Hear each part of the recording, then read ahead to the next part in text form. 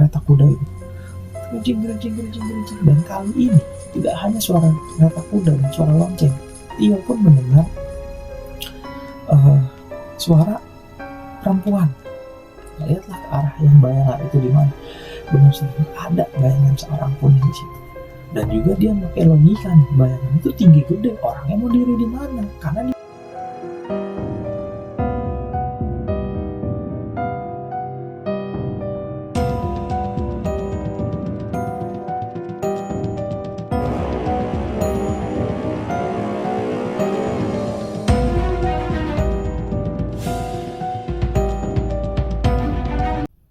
Assalamualaikum warahmatullahi wabarakatuh. Ketemu lagi dengan gue Bima di channel Kabut Rimba. Pada kesempatan kali ini gue akan membahas sebuah kisah misteri pendakian yang dikirimkan oleh sahabat kita yang berasal dari Jakarta Selatan. Sebut saja dengan nama Tio, di mana Tio ini melakukan pendakian ke salah satu gunung yang berada di Jawa Tengah. Tentunya dengan rekan-rekannya yang biasa ia melakukan pendakian. Sebelum mulai ke ceritanya, bagi penonton sekalian yang belum mensubscribe channel ini, mohon segera mensubscribe agar kita semakin semangat untuk membuat konten-konten selanjutnya, dan juga jangan lupa nyalakan tombol notifikasinya agar tidak ketinggalan cerita-cerita horor kita selanjutnya. Dan juga bagi para penonton sekalian yang ingin membagikan kisah pengalaman misterinya atau memiliki fenomena-fenomena misteri yang terjadi, silahkan kirim email di Gmail di bawah berikut atau DM ke Instagram kita yang nanti akan dicantumkan di deskripsi. Baiklah, langsung saja ke ceritanya. Kejadian ini bermula pada tahun 2025, lebih tepatnya sekitar di bulan Mei tahun 2025, di mana Tio melakukan pendakian ke salah satu gunung yang berada di Jawa Tengah, yaitu Gunung Lawu. Tio mendaki ke Gunung Lawu itu bersama beberapa rekannya, saudaranya, dan juga istrinya. Dalam pendakian kali ini, yang pernah melakukan pendakian ke Gunung Lawu itu hanya Pras, karena memang tempat tinggal Pras itu tidak jauh dari base camp, salah satu base camp di Gunung Lawu, yaitu di sekitar Candi Cetok.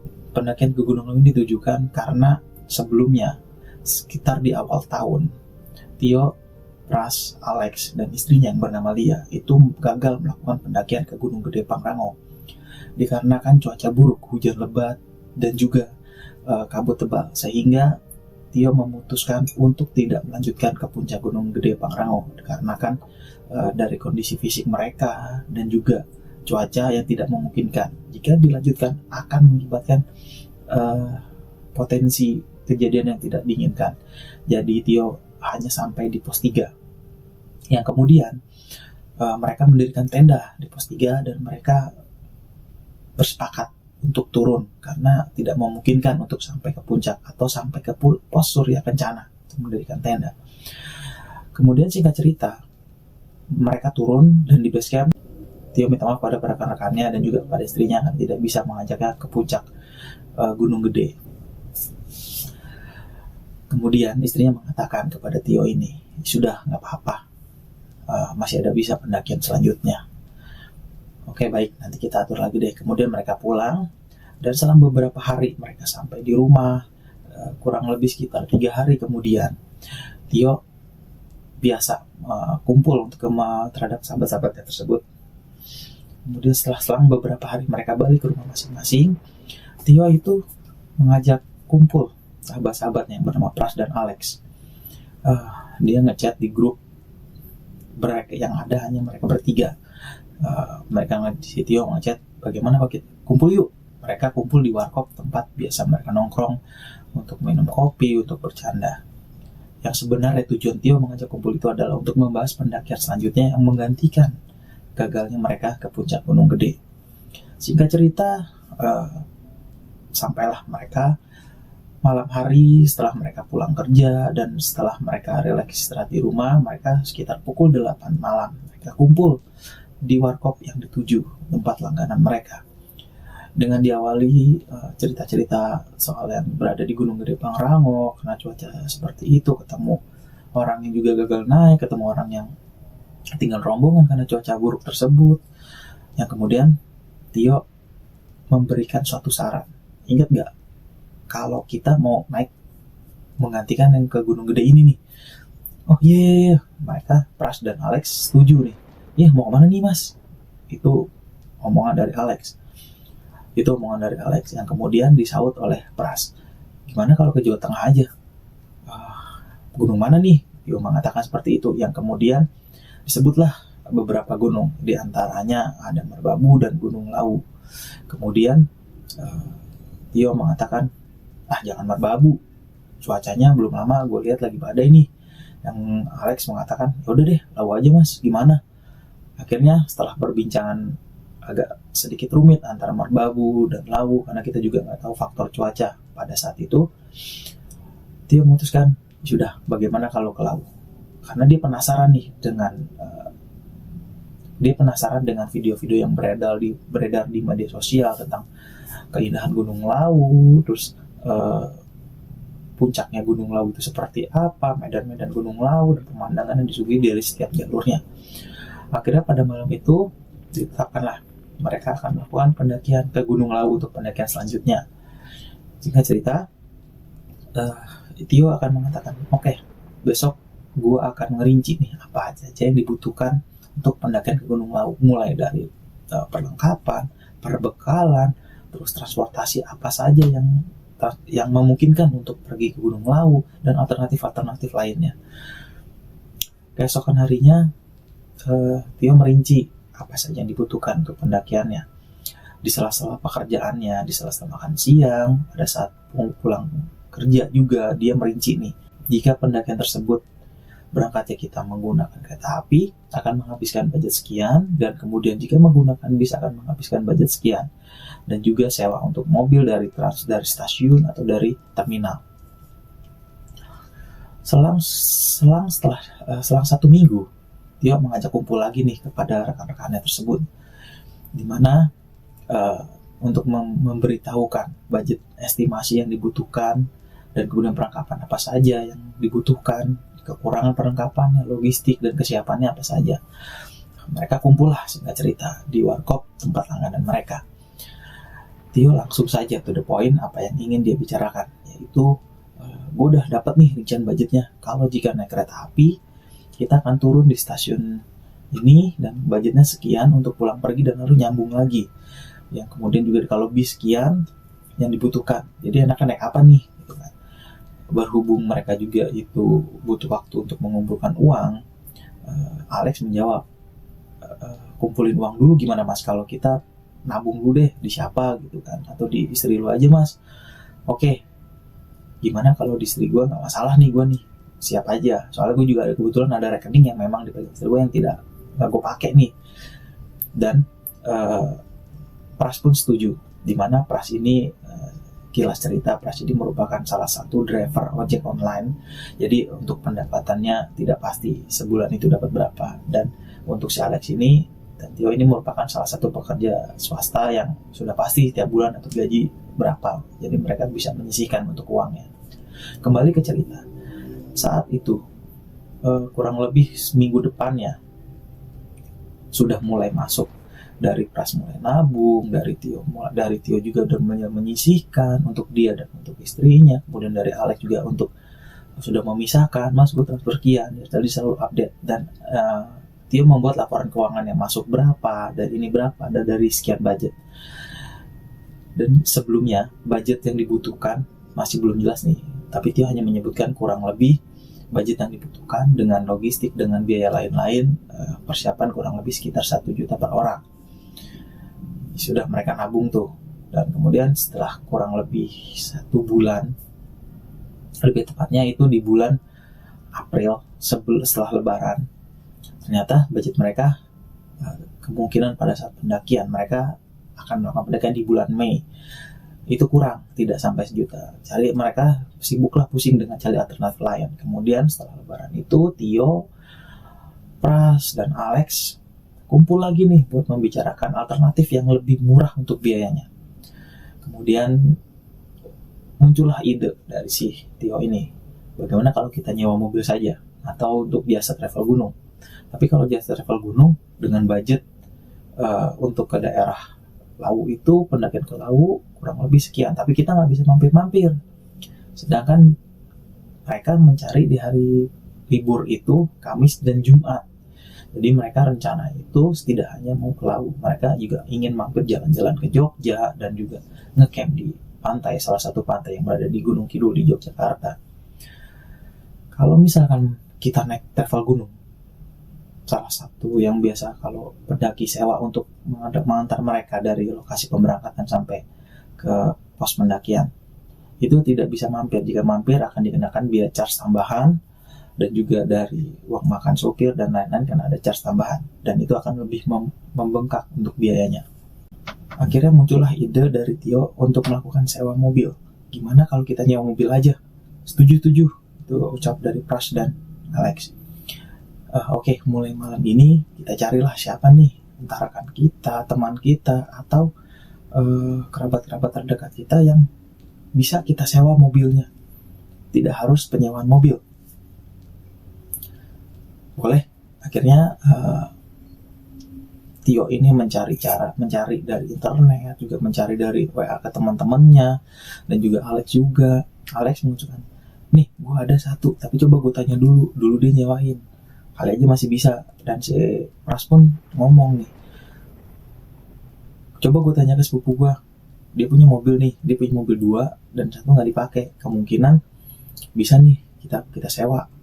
Syukur-syukur kalau dia ngikut, jadi kita nggak usah bayar sewa nih. Boleh coba tanya dulu. Akhirnya dicat lah saudara dari si Pras ini, yang kemudian belum ngabarin nih, gimana kalau besok aja. Yaudah 2 hari lagi kita kumpul lagi, atau paling nggak update lah di grup gimana hasilnya dari sewa mobil ini. Kemudian sekitar kurang lebih 3 harian barulah ada update dari Pras. Yuk, oke nih, saudara gue mau minjemin, tapi dia nggak bisa ngikut karena dia ada dinas keluar kota. Bagus tuh, berapa per harinya? Nyebutin lah per hari sekian gitu kan. Tapi asal bensin full baliknya, nggak masalah. Nanti gue hitungin ulang lagi deh, ucap Tio di grup. Akhirnya pada hari itu dirinci lagi tuh sama Tio. Dihitung ulang budget dari bensin, tol, terus makan di jalan, dan lain-lain. Ketemulah budget per orangnya itu, kalau satu mobil itu full adalah sekitar Rp900.000. Namun masalahnya, kapasitas mobil itu adalah 6 orang. Dengan biaya 900.000 itu hanya mereka berempat. Mereka kurang 2 orang lagi untuk melengkapi kebutuhan kekurangan budget tersebut.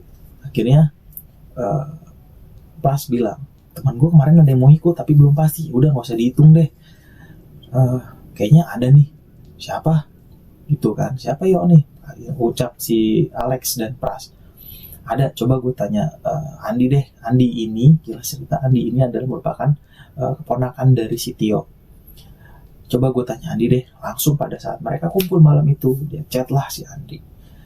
Di, lu waktu itu nanya ke gue kan, kapan nih lu melakukan pendakian lagi, gue mau ikut nih mas, dia bilang gitu. Ini gue lagi mau naik nih ke Lawu sama anak-anak. Boleh tuh, gue ikut dong gitu kan. Tapi masih kurang satu, lo ada teman lagi gak yang mau diajak gitu. Gue kayaknya ngajak cewek gue dah. Akhirnya si Andi ini setuju buat ngajak pacarnya. Confirm sudah mulai oke nih, dia ngabarin lah ke Tio, mas gue oke nih sama cewek gue udah infoin juga untuk biayanya dan cewek gue mau ikut. Oke, akhirnya si Tio ini menginformasikan ke teman-temannya. Kebetulan pada saat itu adalah hari malam Sabtu, mereka kumpul lagi di warkop. Yang kemudian mereka juga akhirnya berucap alhamdulillah, akhirnya udah pas nih 900.000. Oke, fix. Sekarang kita tentu nih berangkatnya kapan. Akhirnya mereka bincang-bincang, masih belum nemu jalan tengahnya untuk berangkatnya kapan, tapi untuk bulan sudah pasti. Mereka berbicara biasa, bercanda. Akhirnya ada nih salah satu usul dari si Pras. Bagaimana kalau di sekitar mendekati akhir bulan Mei. Oh, boleh tuh. Nanti biar gue gampang izinnya nih cutinya. Si Alex pun disampaikan, iya kapan tanggalnya. Akhirnya Tio ini usul, lebih enak kita berangkat Rabu malam, pulang kerja, jadi Kamis pagi sudah sampai di base camp yang kita tuju, base camp Lawu. Tapi sebelumnya mau via mana nih? Oh iya ya. Akhirnya kalau si Pras mengatakan kalau lewat Ceto itu jalurnya lumayan terjal, dan lewat jalur lain juga lumayan terjal. Si Pras usul gimana kalau lewat Cemoro Kandang. Tio bertanya lah, gimana tuh lewat Cemoro Kandang? Sedangkan kalau kita nggak tahu, kita bawa 2 orang yang belum pernah ada pengalaman banyak untuk mendaki gunung nih, yang kemungkinan juga untuk olahraganya masih kurang. Si Pras pun mengatakan kepada Tio, untuk jalurnya itu relatif lebih landai. Mungkin ada beberapa tanjakan terjal, tapi tidak terlalu terjal seterjal Cemoro Sewu dan Candi Ceto. Akhirnya mereka pun setuju melakukan pendakian via Cemoro Kandang. Setelah mereka lihat di Manusial dari pemandangan yang disuguhkan untuk jalurnya, yang memang Cemoro Kandang ini sedikit lebih panjang jalurnya dibanding jalur-jalur favorit pendakian Gunung Lawu lainnya. Akhirnya sudah ditentukan mendaki Gunung Lawu via Cemoro Kandang di bulan Mei dan di sekitar di akhir bulan. Singkat cerita, pulanglah mereka ke rumah masing-masing, dan Tio pun menyampaikan kepada istrinya Lia bahwa pendakian ke Gunung Lawu kali ini akan dilakukan di bulan Mei sekitar di akhir bulan. Kemungkinan berangkatnya itu di Rabu malam. Jadi Kamis pagi sudah sampai ke basecamp Lawu via Cemoro Kandang. Terus istrinya Lia ini bertanya, berapa lama memang? Rencana sih 3 hari 2 malam di Lawunya. Yang kemudian kita mau jalan-jalan lagi ke Jogja, mampir, dan kemudian nge-camp lagi semalam di pantai, di salah satu pantai di Gunung Kidul. Oh, boleh tuh. Istri si Lia pun mengatakan kepada Tio, perbekalannya dan semuanya harus dipersiapkan dari uangnya. Sudah disampaikan dan itu sudah rinci dan mereka setuju dengan biaya itu cukup. Yang kemudian singkat cerita, mereka listlah semua barang-barang yang mereka punya, yang mereka persiapkan, apa yang mereka kurang yang belum ada, dengan update juga uang yang mereka kumpulkan sudah berapa.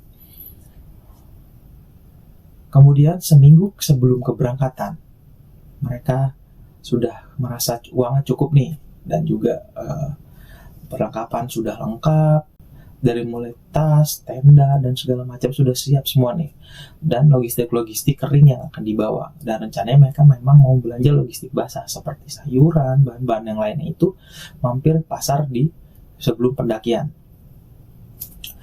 Singkat cerita juga mereka sudah menentukan lokasi keberangkatan itu berada dekat dari rumah teman yang bernama Pras ini, dan juga itu merupakan rumah dari sepupunya tempat mobil yang akan mereka rental.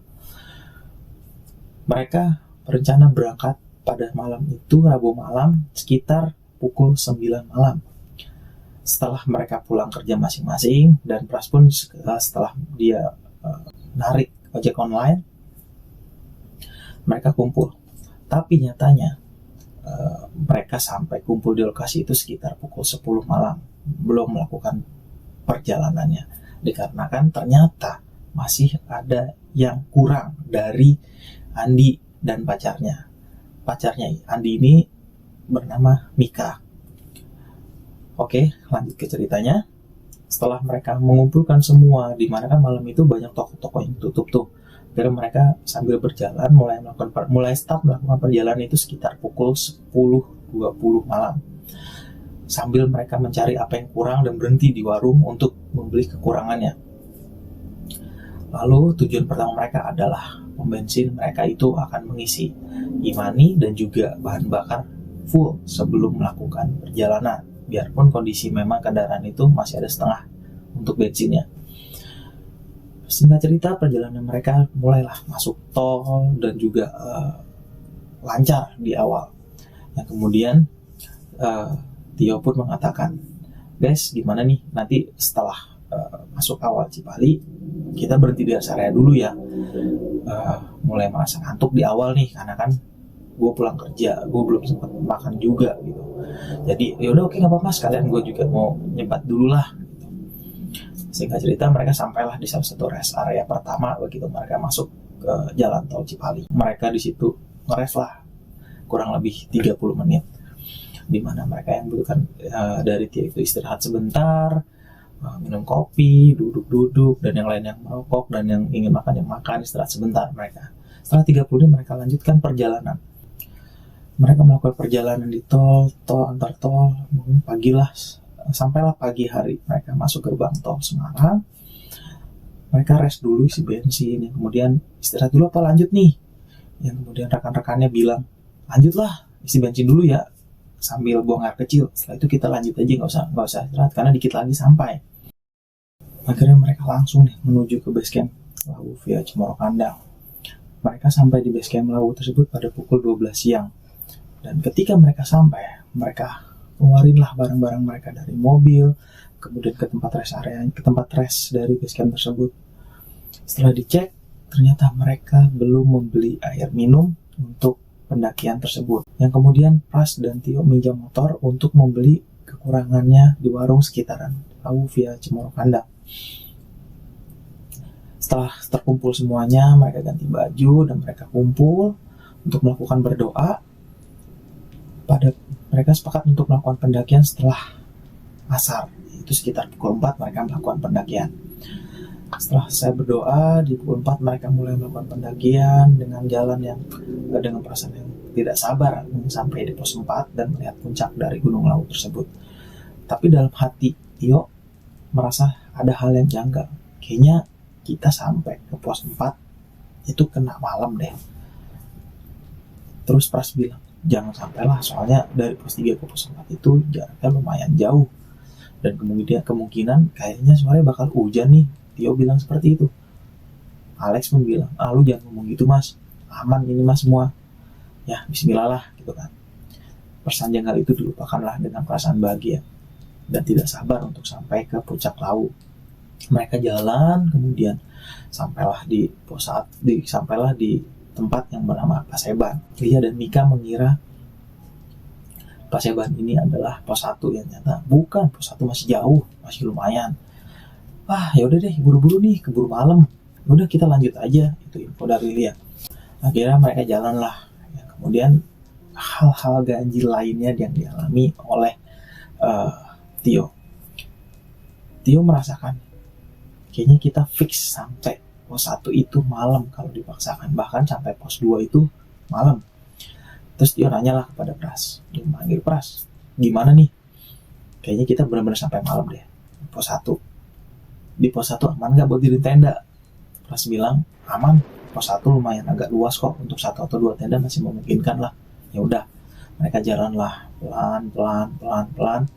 Dan benar saja, ternyata sebelum pos 1 mereka sampai malam, dimana ada salah satu tempat di antara sebelum pos 1 yang agak sedikit lebih luas. Mereka bertemu dengan beberapa pendaki yang memang sedang beristirahat untuk memasak mie instan dengan cemilan. Dan Tio juga memutuskan kepada rombongan, oke kita break dulu aja, kebetulan memang sudah maghrib pada saat itu. Iya, dia juga merasakan capek. Udah dia bongkar juga, kita minum dan kita diberi minuman hangat oleh pendaki-pendaki tersebut. Nih mas, minumannya daripada dingin kan, kita ngobrol bareng. Oh iya mas gitu kan. Kemudian terjadilah perbincangan, udah mau kemana mas?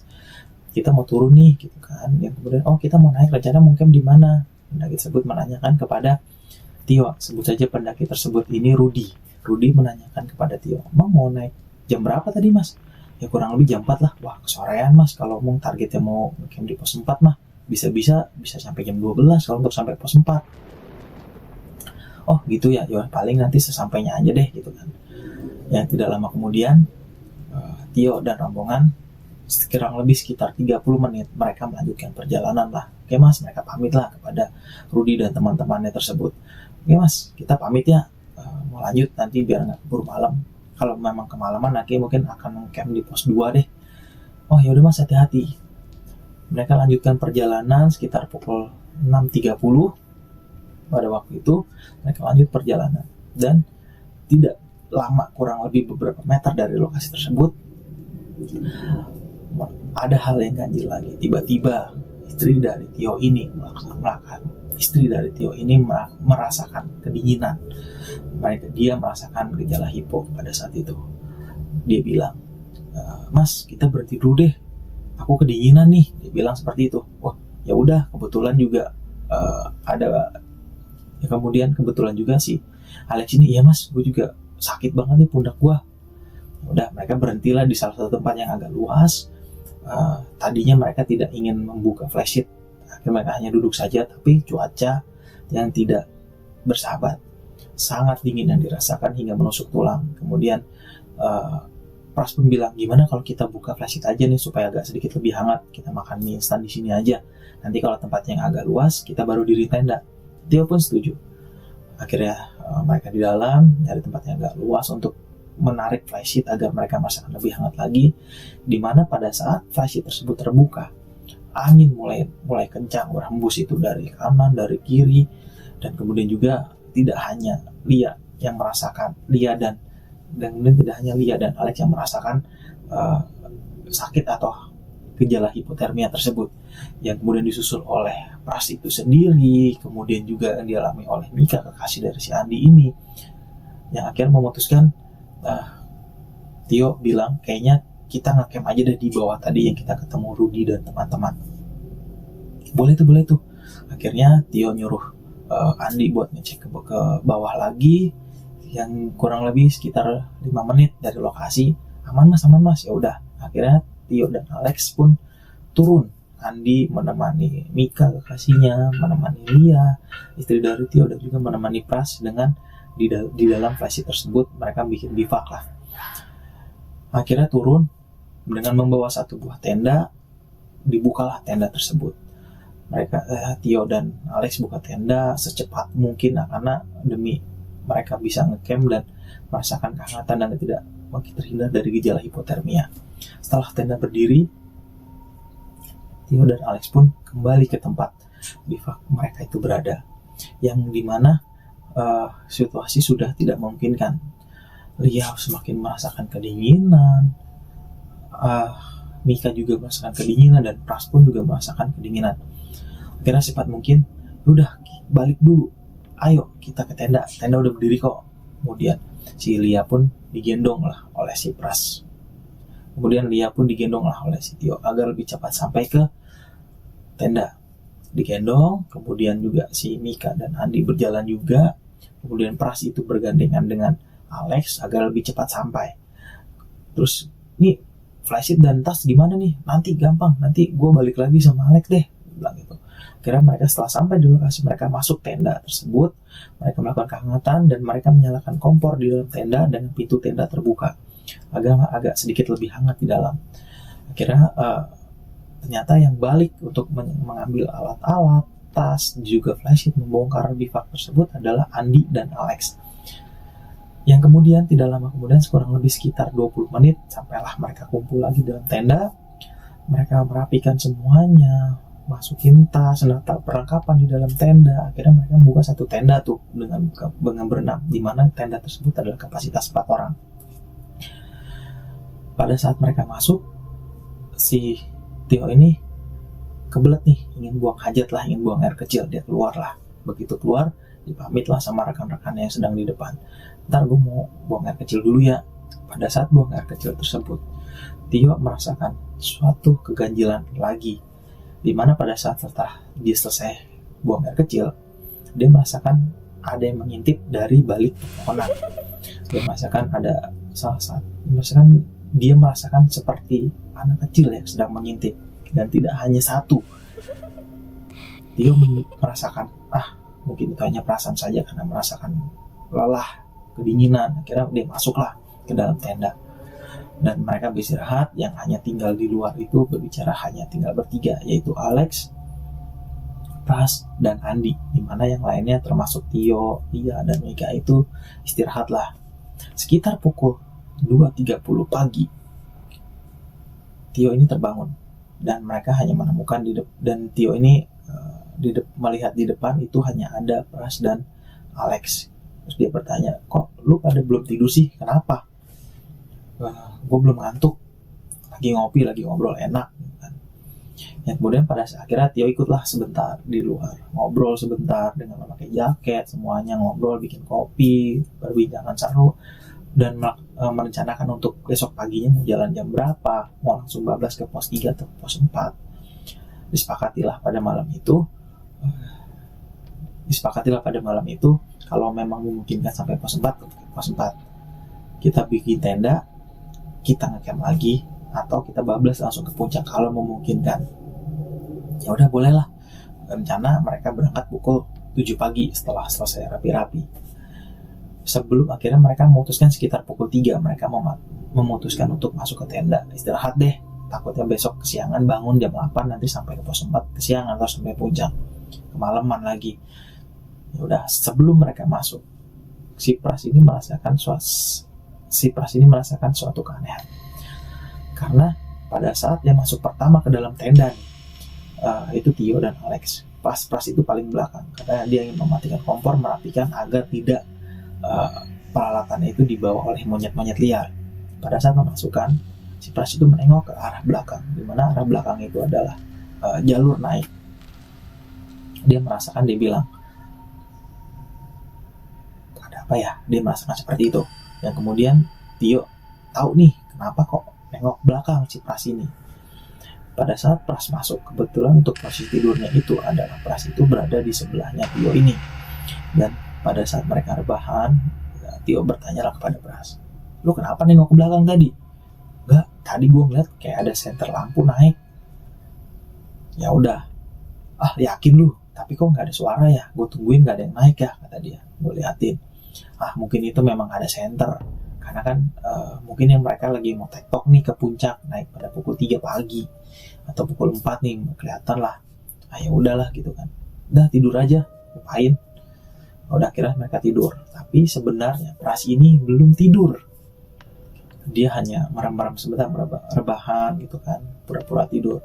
Dia nunggu kalau memang ada pendaki yang naik atau yang tektok.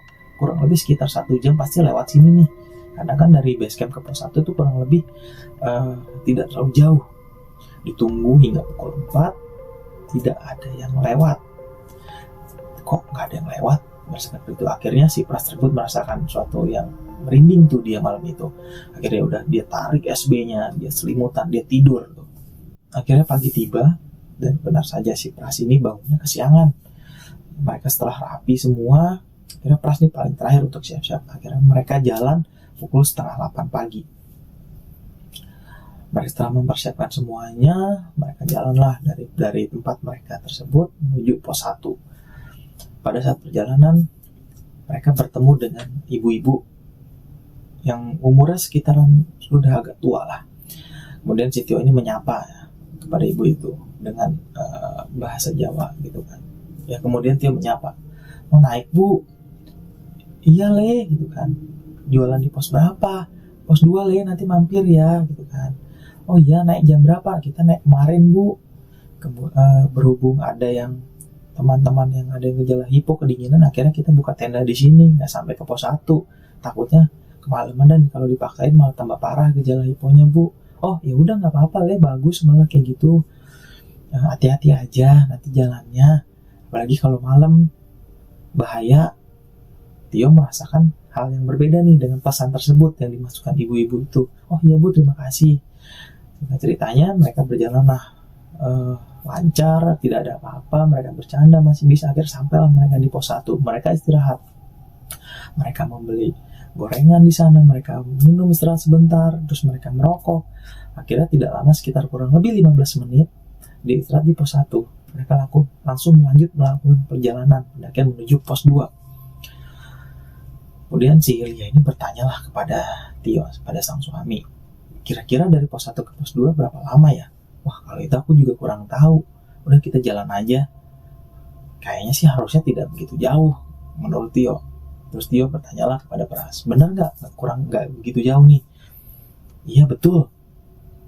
Udah, mereka lanjut perjalanan, bertemu pendaki, saling sapa. Kemudian Tio bertanya nih kepada salah satu pendaki yang turun, dari mana bang? Camp di mana? Kita camp di pos 4 bang. Oh gitu. Bang baru mau naik? Iya. Gimana? Pos 4 keadaannya ramai atau enggak? Sepi bang. Wah, Tio senang tuh dengar pos 4 sepi karena mereka ingin camp di pos 4. Alhamdulillah sepi. Ayo semangat. Mereka senang lah, satu rombongan itu mereka berenam senang lah.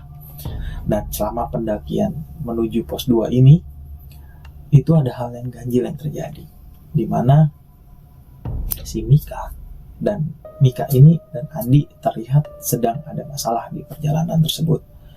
Mereka berjalan pelan-pelan tapi kayak seperti jaga jarak, tidak seperti seorang pacaran mereka berdua itu. Dan juga yang mengetahui itu bukan hanya Tio, tapi Pras juga, dan Alex, dan dia istrinya juga mengetahui itu, tapi tidak berani menanyakan hal itu kepada Andi dan Mika. Lanjutlah, mereka sampailah di pos 2. Di pos 2 benar saja, ibu itu ternyata penjaga warung di pos 2 yang kita kenal mungkin dengan warung Mbok Wiwi. Di mana mereka sampailah di warung tersebut, bilang, "Bu, pesan apa, Dek?" Pesan pecel. Kemudian mereka pesanlah makan pecel lah, Indomie, juga minuman hangat. Mereka di situ beristirahat cukup lama, kurang lebih sekitar 30 sampai 40 menit. Karena mereka pada saat itu mereka merasakan kelelahan karena si Tio ini mereka merasakan kelelahan. Udah kurang lebih sekitar 40 menit kemudian mereka pamitlah kepada ibu-ibu untuk mempersiapkan lanjutlah perjalanan menuju pos 3. Itu kurang lebih sudah sekitar sore lah. Wah, ini kalau kita jalan kemungkinan bisa sampai pos 3 atau pos 4 malam lagi nih. Ayo cepetin deh gitu kan. Tapi untuk mempercepatnya, si Lia ini pada saat belum jauh dari pos 3, dia merasakan gak kuat nih bawa tasnya. Dia bilang, "Mas, aku gak kuat nih." Ya udah, istirahat lagi, kurang lebih sekitar perjalanan baru sekitar 5 menit istirahat lagi. Akhirnya tasnya si Lia ini dibawalah oleh si suami. Jadi si suami itu bawa double, bawa tasnya sendiri dan bawa tas milik istrinya, di mana istrinya tersebut membawa tas kecil yang sebelumnya dibawa oleh suaminya yang berada di depan agar lebih ringan dan berjalan bisa lebih cepat. Tapi belum lama berjalan lagi, benar saja Mika juga merasakan kelelahan yang sama. Dia merasakan tidak kuat.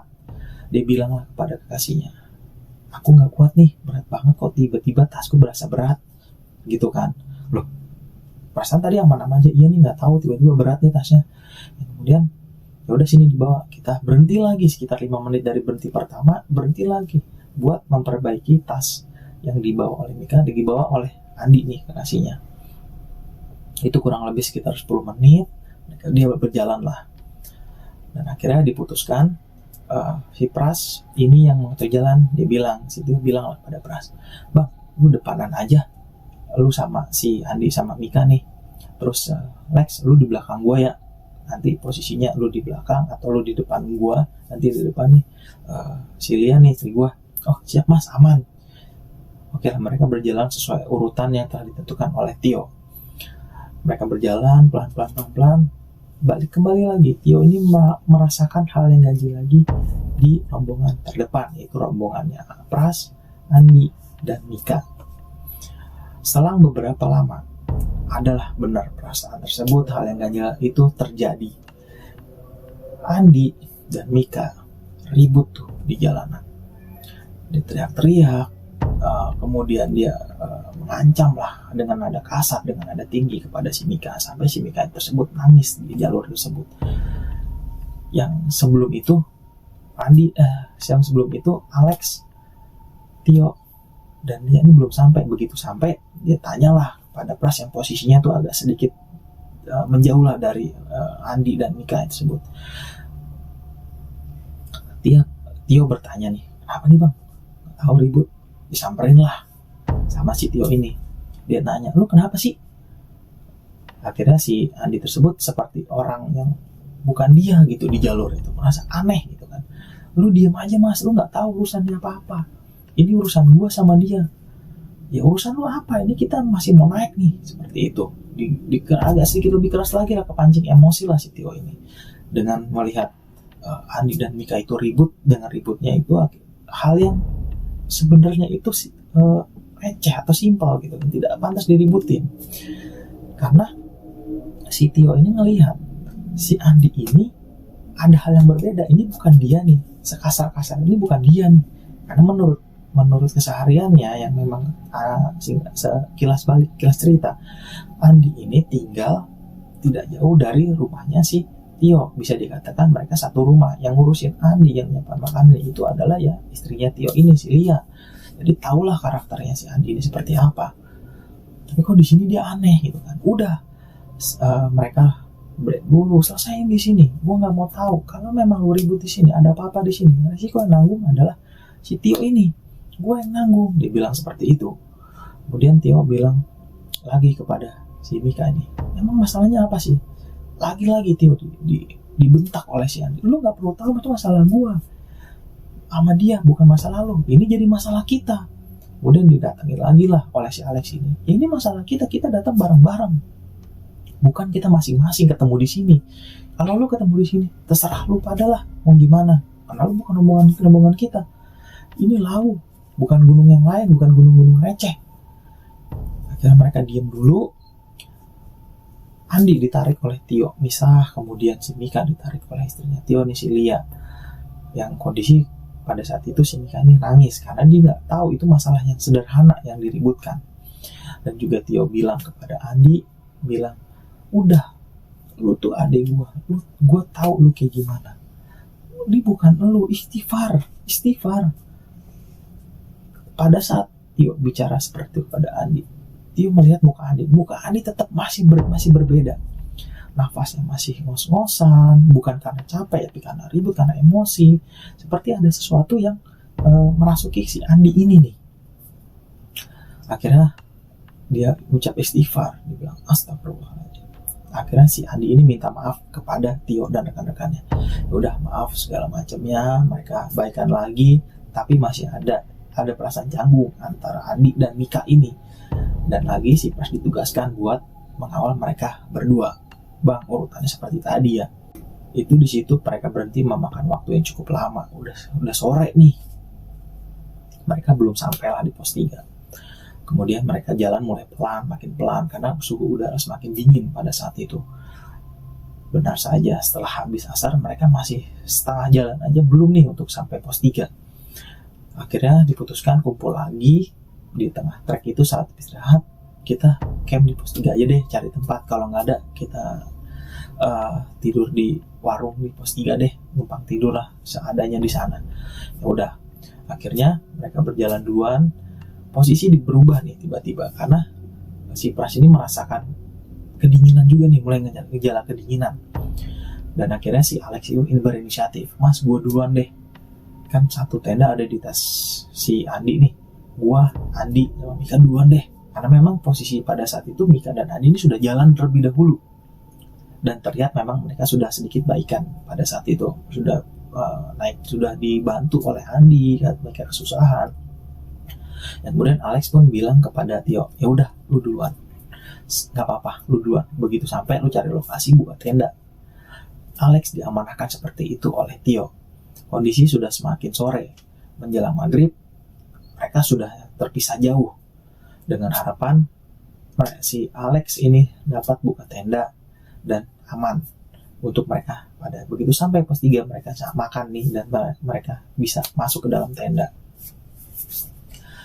Kemudian tidak lama kemudian setelah maghrib, si Tio merasakan gejala kedinginan juga nih, dimana dia sudah masuk pakai jaket. Terus dia bilang nih kepada Pras dan Lia istrinya, kita bikin bivak di sini dulu yuk, bikin buka flysheet lagi. Jujur, gua kedinginan. Makan aja gimana? Kondisi memang agak sedikit kosong perut. Ya udah, nanti di flysheet itu, di bivak itu kita makan deh. Terus mau ngecamp apa lanjut? Tanya Pras. Nanti setelah agak hangat kita lanjut naik lagi. Tapi di dalam flysheet, di dalam bivak itu kita kompor kita nyalain aja sambil kita makan cemilan lah di situ. Kurang lebih 1,5 jam di situ, nyalakan kompor. Setelah merasa hangat, kemudian Tio ini bangunin si Pras karena kondisi Pras pada saat itu di bivak itu, di flysheet, dia tidur. Dan akhirnya Lia juga, ya udah nih udah hangat, ya udah yuk kita jalan lagi, nanti keburu kemalaman, kasihan Alex, Andi dan Mika nungguin anak-anak. Ya udah, ayo dibangunin lah si Pras ini. Nah, Pras bangun, yuk kita naik, kita bongkar semua. Tapi Tio tahu nih, kondisi angin sudah mulai agak kencang dan suhu udara semakin menurun dan dinginnya semakin menusuk tulang. Kompor kita taruh luar aja, kita korbanin gas satu buat hangat-hangatan di jalan. Oke, nggak apa-apa, setuju gue. Ya udah, nggak apa-apa nih gas, biar gue nenteng sama kompor. Semuanya lagi balik. Dan kemudian si Lia pun bilang kepada suaminya nih, Mas, tasnya biar aku bawa aja, biar aku agak hangat. Ya udah, mereka naiklah dengan kondisi gelap-gelapan. Mereka cuma bawa senter 1 karena mereka juga kemungkinan akan bisa lebih dari 3 hari 2 malam nih bawa senter 1 dengan menghemat. Akhirnya ya udah nyalain aja, nanti di pos 3 kita numpang ngecas deh, Tio bilang gitu kepada Pras dan kepada Lia. Ya udah nih, nyalain aja, ya udah nyalain supaya lebih terang.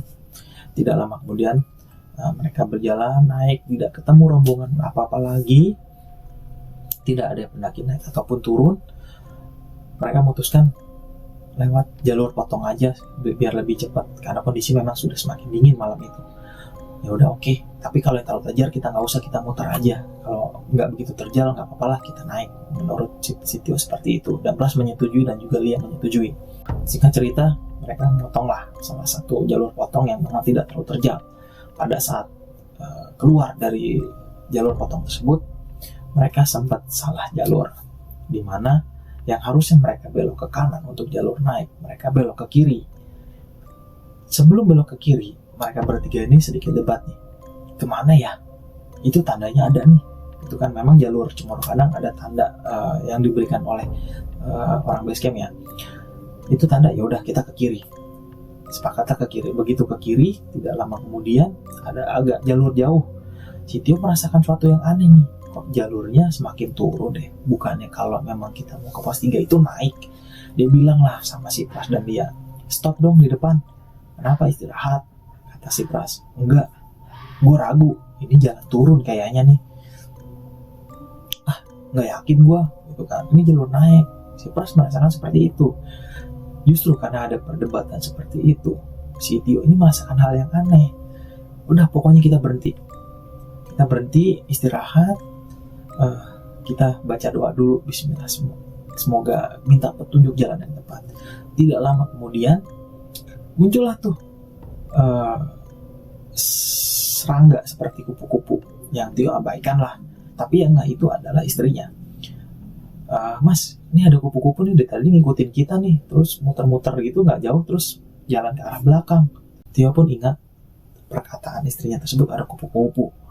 Dilihat memang ada, dan hanya satu kupu-kupu. Tidaklah jauh dari lokasi mereka beristirahat. Tio pun juga melihat ada seekor burung jalak yang berwarna hitam, di mana Tio pun pada saat itu ingat ya bahwa burung jalak tersebut jika di Gunung Lawu itu akan menjadi petunjuk buat jalan ke yang benar nih. Yang dia dengar seperti itu. Udah, kita liatin aja nih jarak sama kupu-kupu ini terbang ke arah mana. Ternyata benar saja mereka salah jalan. Ternyata harusnya mereka balik ke arah kanan, mereka ke kiri. Mereka akhirnya sepakat mengikuti gimana jarak itu dan burung dan kupu-kupu itu terbang. Benar saja mereka kembali ke tempat mereka pertama setelah keluar jalan potong. Mereka langsung lurus lagi ke arah kanan. Dan akhirnya sampailah mereka ke jalur yang sesuai. Mereka terus jalan dan semakin kedinginan, mereka berhenti lagi, dan mereka tidak ketemu. Akhirnya si Pras dan Lia ini semakin kedinginan. Mereka berhenti, sepakat buat cari tempat yang agak lega dan terlindung dari angin. Mereka nyalainlah kompor lagi demi menghangatkan tangan dan badannya sedikit dengan memakan cemilan biskuit seadanya. Dimana biskuit itu merupakan cemilan mereka yang tersisa yang ada di tas mereka yang mereka simpan. Kemudian mereka jalan lagi. Setelah merasa hangat, jalan lagi. Mereka merasa kok masih jauh ya. Akhirnya berhenti sebelum pos 3, di mana Tio, Pras dan Lia ini nggak tahu nih sudah dekat ternyata. Tapi mereka sudah nggak kuat lagi langkahnya karena Tio ini sudah lemas gitu, karena perutnya kurang. Tio pun udah lemas nih karena dia merasa lapar dan haus. Tio ini kurang energi, dan Pras pun merasakan hal yang sama. Akhirnya dia bilang, ya udah kita berhenti di sini aja. Kita harap Alex, Andi itu turun dari kita. Semoga ya, kita berhenti, kita nyalain kompor. Si Lia ini kepikiran, coba teriak panggil si Alex. Akhir si Pras ini teriak, "Woi, Alex!" Dan ternyata benar saja, Alex pun nyaut pada saat itu. "Iya, di mana lu? Gak jauh gua." Dengan suaranya memang tidak jauh gitu kan. "Oke, gua ke situ." Mereka nunggulah, seneng lah tuh mereka. Wah, kita bakal disusul nih. Kayaknya gak jauh lagi pos 3. Tapi untuk melakukan jalan, jujur Tio itu sudah gak kuat melakukan perjalanan ya, karena memang sudah lemas sekali dan lapar sekali perutnya. Gak lama kemudian, sekitar nunggu selang 5 menit, 10 menit, kok tidak ada tanda-tanda cahaya senter turun, tidak ada tanda orang berjalan turun. Dimana kan kondisi pada waktu itu bekas hujan, habis hujan. Harusnya ada dong untuk suara langkah kaki turun, suara langkah kaki turun, cahaya senter, itu tidak ada. Rombongan Tio dan Pras dan Lia ini juga menyorot senter ke arah atas dan mereka terus-terusan teriak, "Woi, udah di mana?" Tapi Tio tidak mendengar suara apapun. Tapi Pras bilang, "Enggak, gue dengar kok suaranya." Dan Lia pun juga bilang, "Itu di situ." Tapi memang tidak ada suara. Pada saat Tio teriak lagi memanggil, "Alex, Andi," tidak ada sautan. Tapi sekitar jeda kurang lebih 2 menit ada sautan. Iya, hanya iya. Tapi itu suaranya dari arah bawah, bukan dari atas. Tapi Lia dan Pras tidak mendengar suara itu sama sekali. Yang akhirnya sekitar 20 menit, kurang lebih 20 menit, akhirnya cahaya ada. Senter diteriakin lah lagi, "Woi, siapa?" Oleh Tio nih. "Ini gue, Mas." "Oh, ya udah buruan, gue udah kedinginan, gue udah lapar." Info Tio seperti itu. Akhirnya sampailah si Alex dan Andi. Tas Tio dan yang lainnya dibawalah oleh mereka. Mereka bisa naik lah dengan perasaan kedinginan, dengan senang, semangat gitu. Karena kan udah sedikit lagi pos 3 nih, paling 10 menit lagi. Mereka naiklah jalur potong. Karena kalau muter memang sedikit lebih jauh. Sampailah mereka di pos 3. Terus Tio bertanya nih kepada si Alex, "Tendanya sebelah mana?" "Tendanya sebelah mana?" "Gak bisa diri tenda, Mas, gak ada, full, kita tidur di dalam aja. Emang lagi dingin banget," gitu kan. Akhirnya sepanjang perjalanan si Tio ini bertanyalah kepada Alex, "Lu tadi gue teriakin kok kagak nyaut? Justru gue teriak-teriak terus pada saat gue turun, gue malah gak dengar suara lu. Kita teriak terus tahu di bawah." Jadi ada hal yang kayak nutupin gitu di antara si Alex teriak tapi tidak sampai ke rombongannya Tio teriak tidak sampai ke Alex dan Andi. Itu hal yang merupakan sangat ganjil. "Udah," kata Tio, "udah nanti diomongin nanti aja, atau nanti pada saat turun, atau nanti di jalan pulang, nggak usah diomongin." Oke, singkat cerita, sampailah mereka di pos 3. Pada saat pos 3 itu mereka masuk, nata barang segala macam. Dimana kondisinya di saat seperti itu, pos 3 itu udah lumayan ramai. Dan kondisi si Andi dan si Nika ini sudah tidur dan mereka sudah makan. Akhirnya kita pesan lah minuman hangat untuk menghangatkan diri. Terus kita pesan mie instan untuk kita makan. Akhirnya memutuskan tidak lama kemudian kita beristirahat karena besoknya kita akan mau lanjut ke puncak. Kita memutuskan untuk tidak buka tenda karena memang tidak ada tempat lagi. Untuk barang-barang kita titipkan lah di pos 3. Pada saat sekitar pukul 12 lewat, si Tio ini dimintalah untuk nganter buang air kecil istrinya. Pada saat itu Tio bilang, "Sebentar, nanti aku cari tempat dulu di mana." Aku juga belum tahu kondisinya karena memang kondisinya pada itu malam dan gelap sekali habis hujan. Tio keluar sebentar. Dia nyari jalan sendiri. Ada salah satu shelter, mungkin shelter darurat. Setelah pos 3 dia menemukan tempat tuh di situ, nggak jauh dari situ. Ada nih tempat memang nggak di jalur juga dan tidak terlalu ngumpet. Oke, dia baliklah tuh ke arah warung pos 3 itu. Nah, pada saat dia balik ke arah warung, dari arah belakang shelter itu dia merasakan ada orang yang ngikutin gitu. Seperti dia mendengar suara langkah kaki itu turun dari arah belakang.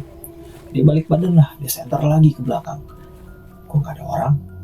Ya udahlah, biarin. Pada saat senter itu lewat ke kelebat ke arah shelter yang darurat itu, Tio seperti ada sesosok perempuan tuh di balik belakang dari shelter tersebut. Sampai akhirnya dibalikin lagi, nggak ada. Ya udahlah, mungkin perasaan dia aja. Dia jalan lagi. Di situ dia merasakan ada langkah kaki lagi ngikutin. Kan apalagi tanah becek nih, pasti kedengeran. Cek, cek, cek, cek gitu kan. Kemudian dia nengok lagi lah, nggak ada. Ya udahlah, dia pendem tuh perasaan itu. Dia berdoa dalam hati, yang bisa dia baca.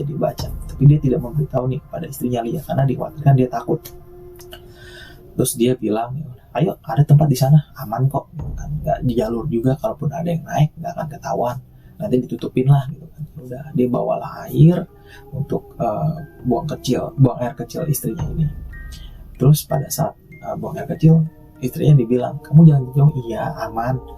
Di situ Tio baca dalam hati, Bismillahirrahmanirrahim. Dia baca Al-Fatihah, dia baca Anas, dia baca apa yang dia bisa baca.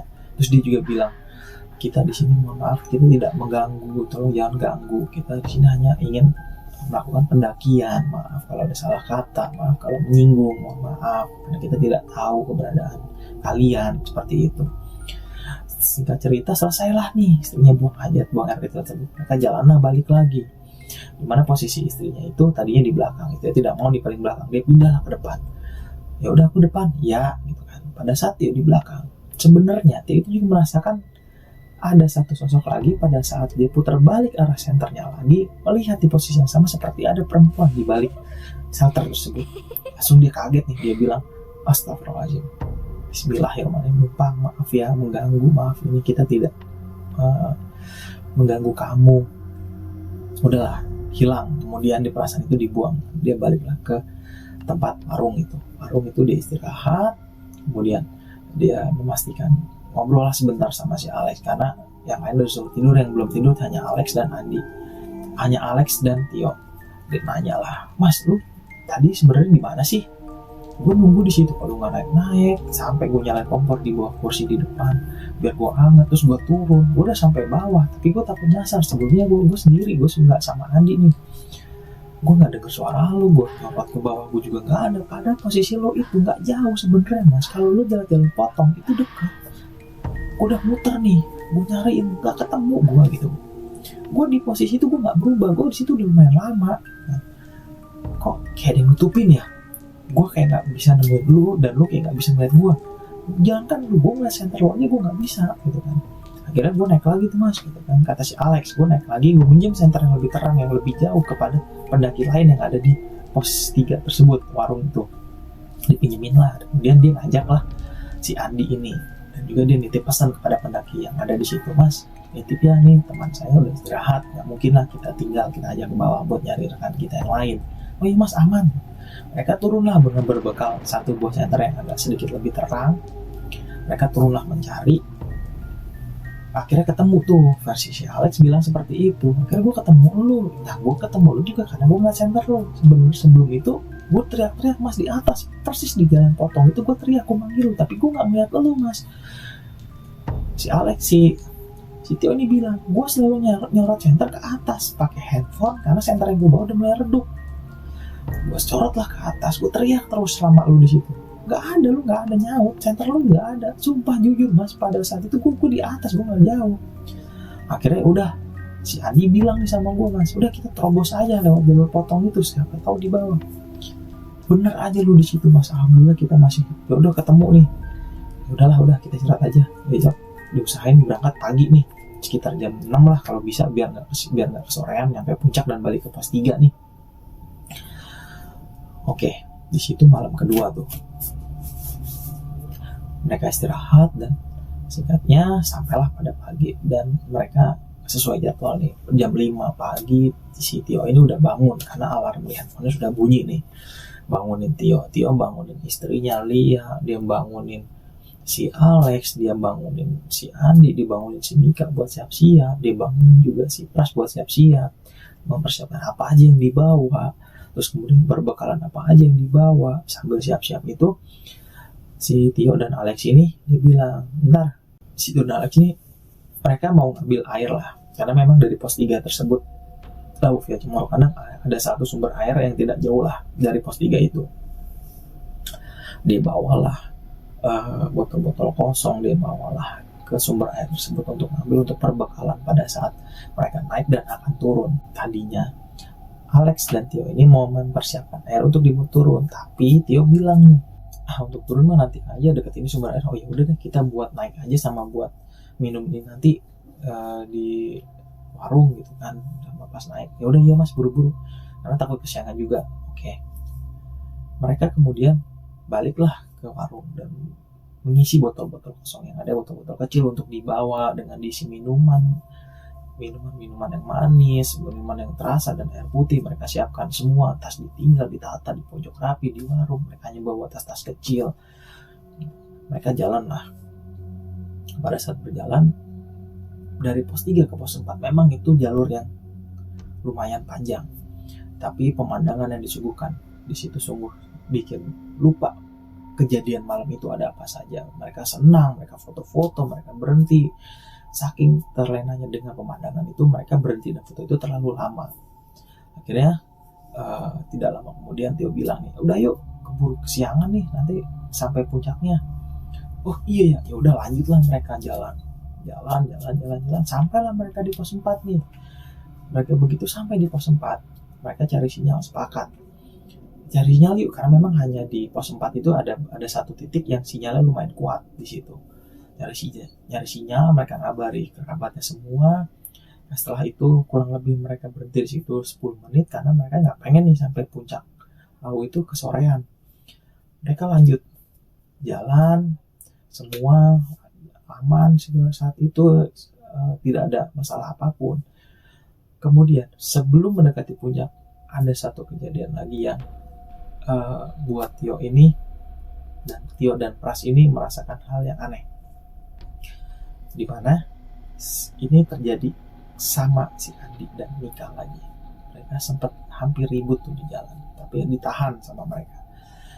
Biarpun mereka kelihatan dari jauh tuh, mereka si Andi dan Mika ini gandengan tangan, ditolongin, tapi kelihatan dari raut mukanya si Andi ini seperti bukan si Andi, seperti ada yang masuk terus buat bikin emosi gitu kan. Padahal kita nggak ada masalah apa-apa antara Mika dan Andi, antara kita juga nggak ada apa-apa. Ya udahlah, kita pepet lah semua.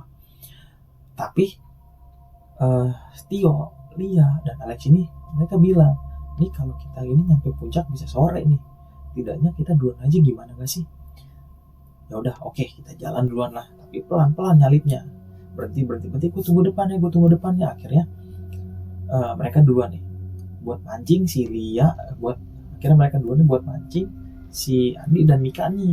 Ternyata benar saja, begitu agak jauh Andi dan Mika ini jalannya agak lebih cepat gitu, jadi sehingga mereka tidak begitu jauh jedanya, masih bisa terlihat lah. Mereka jalan menuju puncak Lawu. Akhirnya sampailah mereka di puncak Gegerboyo. Akhirnya mereka berhentilah sebelumnya itu di bawah puncak Gegerboyo, di mana si Tio ini bertemu dengan salah satu pendaki yang lumayan senior, yang tidak terlalu tua tapi sudah berumur lah.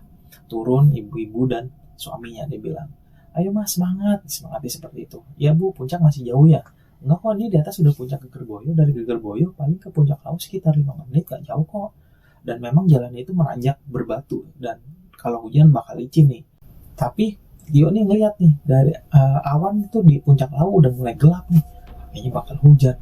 Akhirnya udah, kita naik yuk duluan, kita tunggu di puncak Gegerboyo gitu kan.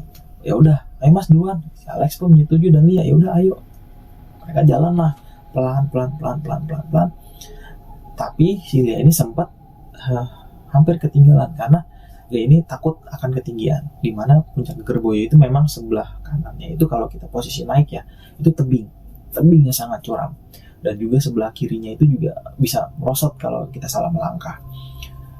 Ya udah, peganglah si Tio dan Lia ini jalan, dan mereka tetap teriak nih kepada si Mika, Andi, dan Pras, ayo dikit lagi. Semeringalah mereka, oh dikit lagi, ya udah nggak apa-apa. Semakin rombongan Pras, Andi, dan Mika ini mempercepat langkah. Akhirnya sampailah si yang terlebih dahulu itu Alex, Tio, dan dia di puncak Gegerboyo. Mereka sepakat nunggu dulu deh di sini sampai rombongan mereka kumpul lagi antara Pras, Andi, dan Mika buat naik. Kurang lebih sekitar 5 menit sampailah rombongan Pras, Andi, dan Mika. Mereka bilang, tuh puncaknya kelihatan, kata si Pras. Iya, dikit lagi yuk, ini berhenti sebentar ya, tapi jangan lama-lama, soalnya udah mendung, takut hujan. Iya, mereka foto-foto sebentar, ngobrol-ngobrol, istirahat sebentar, kurang lebih 5 menit, jalanlah mereka. Tidak selang berapa lama, hujan turun. Yang dikhawatirkan oleh Lia, hujan turun. Terus ya hujan nih, ayo buru-buru gitu kan. Si Andi bilang gitu, tapi si Mika ini, sebentar ya, aku kan nggak bisa jalan cepet, dia bilang begitu kepada Andi, dan didengar oleh Lia. Terus Lia bilang pada suaminya si Tio, Mas, ayolah kita bareng-bareng, doronglah supaya cepat, beri semangat, soalnya udah hujan nih. Si Tio bilang ini paling hujan kabut seperti itu, tapi kayaknya mendungnya lumayan lebar sih. Udah yuk, akhirnya disemangatin lah kita semua, nyemangatin si Mika juga Andi. Jalan lah mereka pelan-pelan, udah pelan-pelan aja, nanti kalau mau hujan kita berhenti aja. Akhirnya jalan lagi, sampailah mereka di puncak Lawu. Mereka kemudian sampai, mereka foto-foto, dan benar pada saat mereka sampai di puncak Lawu, pada saat mereka ingin ngambil foto di puncak Tugu Argo Dumilah ini, hujan lumayan deras turun. Terus yang dipikirkan oleh Tio dan Lia dan juga Alex, wah turunnya gimana nih, pasti licin. Udah cepet-cepet aja foto-foto. Alex bilang gitu nih sama si Tio, mereka foto-foto di atas sebentar, gak lama mereka turun tuh. Mereka turun, tidak lama mereka turun. Awalnya mereka mau muter nih, tapi Tio bilang kejauhan, udah lewat jalur tadi pelan-pelan aja, jaga jarak aja, dipepet gitu kan. Pada saat mereka turun aman lah, sampai ke posnya, sampai ke bawah lagi yang mulai agak datar. Tapi dia bilang nih, sini tas gue yang bawa deh, Tio bilang seperti itu. Nanti lu pengen biar cepat makan kan, kondisi itu udah di atas jam 12, mendekati jam 3 kurang lebih, sekitar jam 2. Mereka turun duluan, akhirnya tas dibawa lah yang berisi logistik. Mereka akan masak di pos 4. Si Tio, Alex dan dia pun pamit, gue duluan ya, nanti begitu gue mau masak nih, biar kalian datang, kita makan sebentar, habis itu kita turun, biar cepat juga nyampe pos 3. Habis itu kalau memang nggak kemalaman bisa langsung turun, gak apa-apa lah trekking malam kalau turun mah gitu kan. Ya, kemudian ya udah duluan aja, lari lah tuh antara si Tio, Lia dan Alex, mereka lari lah turun supaya biar nggak kesorean gitu, karena memang kondisi udah mau jam 4, udah mau jam 3 sore ini. Mereka lari turun supaya bisa cepat masak. Mereka masak yang paling cepat lah. Mereka bikin bakso di situ dan menggoreng nugget aja tanpa nasi, karena kalau dengan nasi akan lebih lama. Saat mereka masak belum matang, sampailah kurang lebih sekitar 20 menit, sampailah rombongan Pras, Andi dan Mika. Begitu sampai, tidak lama kemudian, 5 menit masakan matang. Mereka makan. Ada satu kendala, yaitu untuk minum air kurang. Kalau mereka habiskan pada saat makan, mereka tidak akan ada perjalanan menuju pos 3. Akhirnya nyarilah tuh si Pras nyari dan Alex, mereka ketemulah salah satu botol yang mungkin ditinggal oleh pendaki, yang lumayan tinggal setengah lah. Itu di pos 4 yang kosong waktu itu. Penjaganya info dari pendaki-pendaki lain, warung di pos 4 itu lagi tutup, orangnya sedang turun pulang ke bawah. Nemulah di situ, dicobalah dulu tuh air dengan dicium, dicoba sedikit seger, ya udah lumayan buat tambahan air minum. Singkat cerita, setelah mereka selesai makan, mereka beres-beres, mereka langsung 14 turun. Balik lagi, rombongan Pras, Andi dan Mika itu paling belakang. Mereka pelan. Padahal kondisi udah sekitar jam 4 lewat. Dimana si Alex dan Lia udah takut nih kemalaman. Maksud kita camp lagi 4 hari 3 malam, kita nggak bisa main kemana-mana. Tio pun bilang, ya udah mau gimana, kita kan memang ada kendala nih.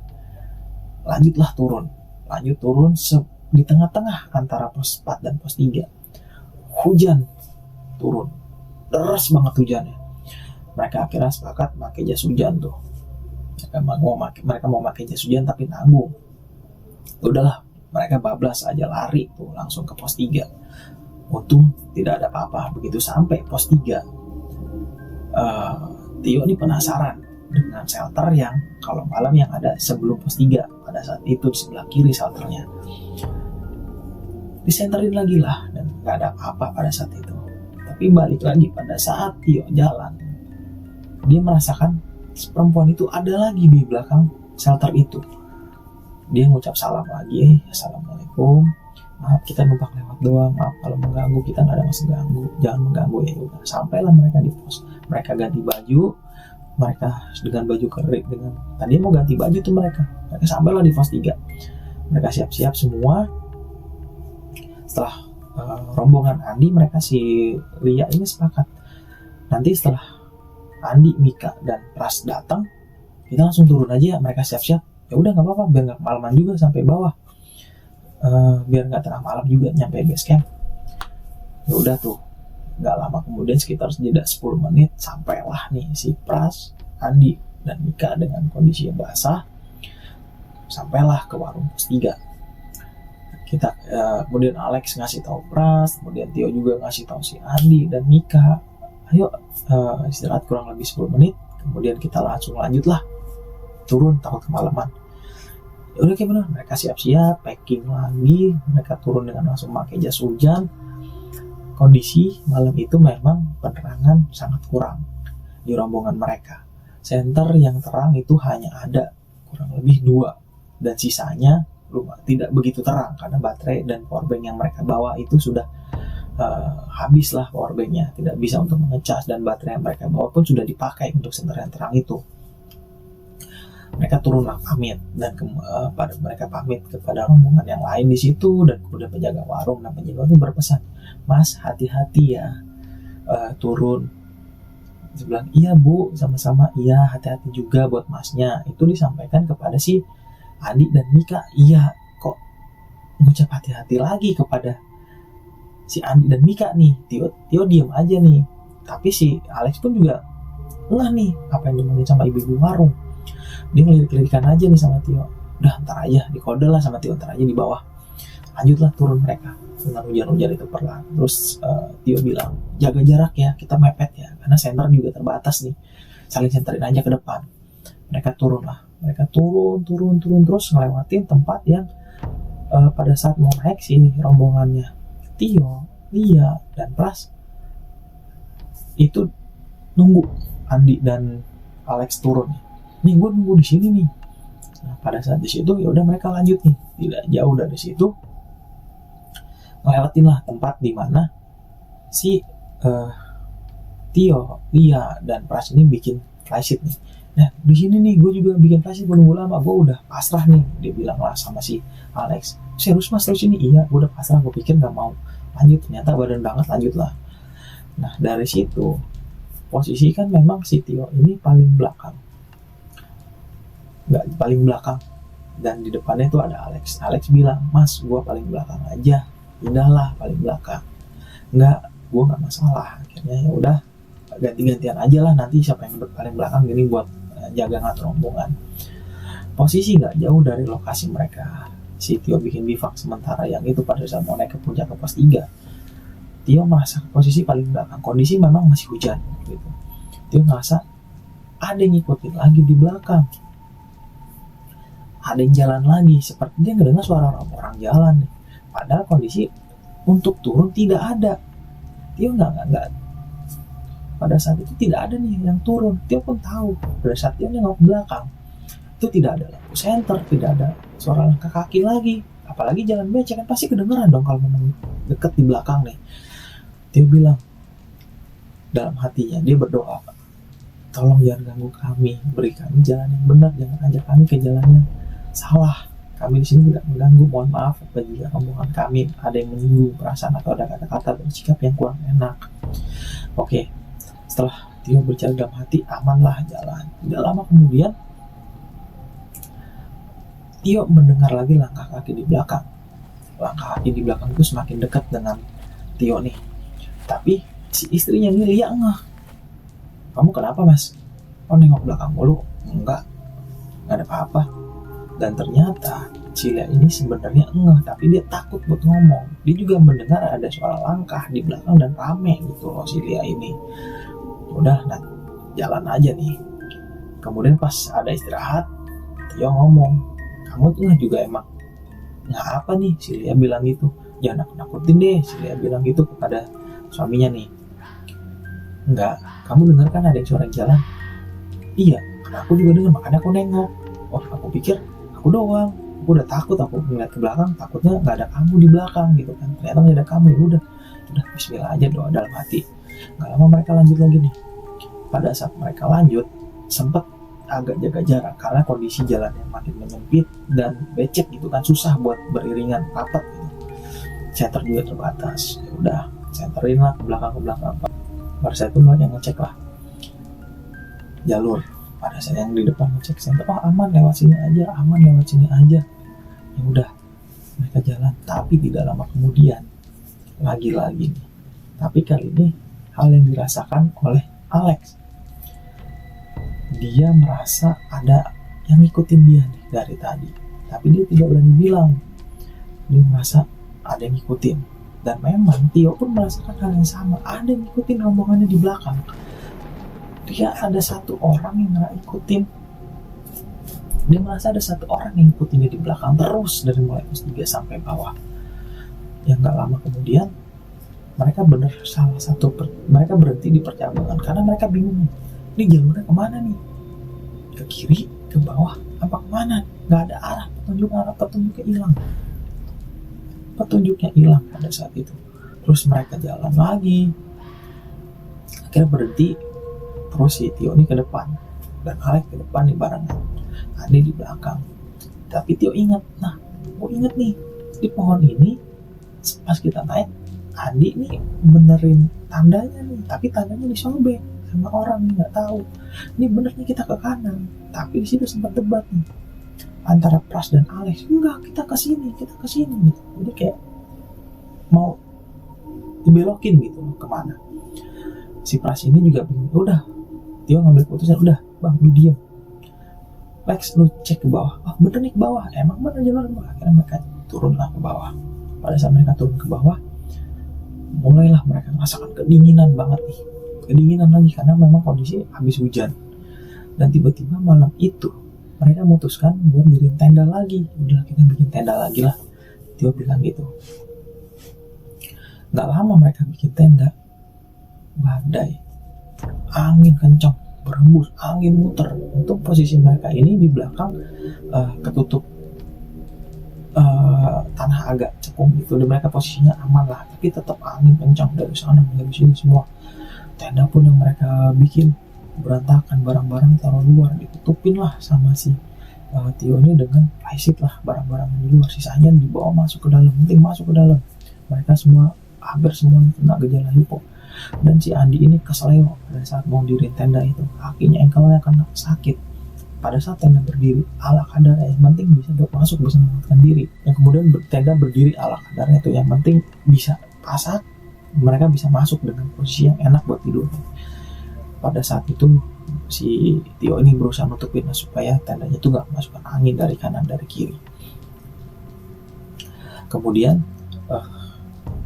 Tio masuklah ke dalam tenda. Dia posisi di depan tenda buat nutupin, megangin lah penghalang angin yang terbuat dari jas hujan tuh, yang dia ikat lah dari kanan di kiri di belakang, semuanya diikat lah. Dia benerin sendiri. Yang lain cuma menjadi dan istrinya Lia itu masak di dalam biar penting perut keisi. Habis itu mereka ingin tidur, dibikinlah minuman hangat dulu, kopi untuk yang lainnya juga. Setelah masakan matang mereka makan lah, dan kemudian setelah makan tidur tuh mereka istirahat, hanya rebahan. Tapi sebelum masuk, Tio ini posisi masih ada di depan. Pada saat itu dia sedang beres-beres lah alat-alat masak, takut nanti ada monyet liar untuk bawa atau apapun, atau babi mungkin kan Tio juga nggak tahu untuk hewan apa saja yang ada di situ. Dipinggirin lah, ditata lagi supaya nanti besok pas pagi bangun tuh gampang buat packingnya. Pada saat itu tiba-tiba angin makin kencang lagi. Berbarengan dengan angin kencang, Tio itu mendengar suara lonceng yang bukan berasal dari lonceng yang biasa pendaki bawa di tas, bukan, tapi lonceng berasal dari kereta kuda. Kerincing, dan dia juga dengar suara kuda meringkik seperti itu, naik tuh dari sebelah. Posisinya dia itu madep ke dalam tenda, dan suara kuda itu naik dari arah kiri, naik tuh berbarengan dengan angin kencang, dan naik makin kencang. Dia diam. Kemudian tidak lama hilang tuh suara itu. Terus tidak lama angin reda, tapi masih lumayan. Angin kencang lagi, dia kedengar lagi tuh suara kereta kuda itu. Gerincing. Dan kali ini tidak hanya suara kereta kuda dan suara lonceng, Tio pun mendengar suara perempuan seperti sedang tertawa, itu naik seperti kayak tapi bukan seperti suara perempuan tertawa yang kayak kuntilanak ketawa itu bukan.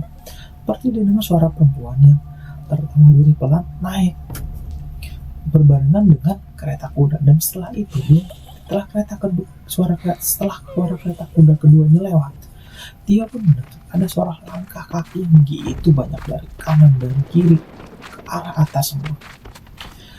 Pada saat berbarengan dengan suara langkah kaki itu berbantu dengan angin yang kencang, dan Tio itu merasakan ada yang bisikin di kupingnya. Dia dibisikin seperti ini, hati-hati Le, jangan sampai kalian ribut dan jangan sampai ada yang keluar malam ini, karena kalau keluar itu akan dibawa oleh Nyai. Seperti itu dibisikin. Tapi akhirnya dia nanya lah, karena istrinya juga tahu nih kok nggak masuk gitu, dan Pras juga bilang lu nggak masuk ya, nggak, itu lonceng lu bunyi ya? Enggak, lonceng gue di pojok, karena memang tasnya si Pras ini ada lonceng gitu kan. Enggak, tas gue di pojok nggak bunyi kok. Emang lu udah suara lonceng? Enggak, mungkin ngesenggol aja kali. Akhirnya si Tio meyakinkan supaya rombongan tidak takut nih. Oke, Tio masuklah ke dalam. Pada saat Tio masuk ke dalam, pada saat mau tidur, hal yang ditakutkan terjadi. Andi dan Mika berantem lagi di dalam tenda. Tapi kali ini berantemnya lebih berbeda. Berantem ini lebih kasar,